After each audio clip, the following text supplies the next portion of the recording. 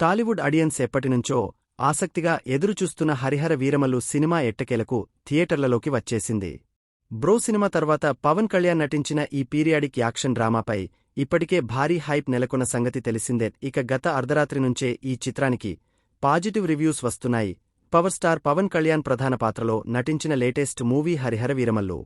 భారీ అంచనాల మధ్య రూపొందించిన ఈ పీరియాడికల్ యాక్షన్ డ్రామాలో నిధి అగర్వాల్, బాలీవుడ్ నటుడు బాబీ డియోల్ కీలక పాత్రలు పోషించారు. ఈ చిత్రానికి కీరవాణి మ్యూజిక్ అందించారు. జూలై 24న ఈ మూవీ ఆడియన్స్ ముందుకు వచ్చింది. ఇన్నాళ్లు ఏ సినిమాకు చేయనంతగా ఈ మూవీకి ప్రచార కార్యక్రమాల్లో పాల్గొన్నారు పవన్. వరుసగా ఇంటర్వ్యూలు, ప్రెస్ మీట్స్, 2 సార్లు ప్రీ రిలీజ్ ఈవెంట్స్ నిర్వహించారు. ఈ క్రమంలోనే హరిహర వీరమల్లు సినిమాపై పలు ఆసక్తికర విషయాలను పంచుకున్నారు. ఇన్నాళ్లు ఏ సినిమాకు చేయనంతగా ఈ మూవీకి ప్రచార కార్యక్రమాల్లో పాల్గొన్నారు పవన్. వరుసగా ఇంటర్వ్యూలు, ప్రెస్ మీట్స్, 2 సార్లు ప్రీ రిలీజ్ ఈవెంట్స్ నిర్వహించారు. ఈ క్రమంలోనే హరిహర వీరమల్లు సినిమాపై పలు ఆసక్తికర విషయాలను పంచుకున్నారు. ఈ సినిమా కోసం పవన్ కళ్యాణ్ ఎంత పారితోషికం తీసుకున్నారో స్వయంగా ఆయనే చెప్పారు.